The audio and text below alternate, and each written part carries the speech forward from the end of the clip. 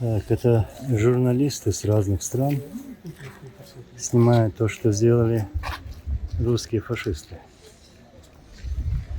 Удар ракетами, видимо, с Черного моря били. Вот, вчера мы здесь недалеко находились, как раз я фотографии выставлял там. Вот.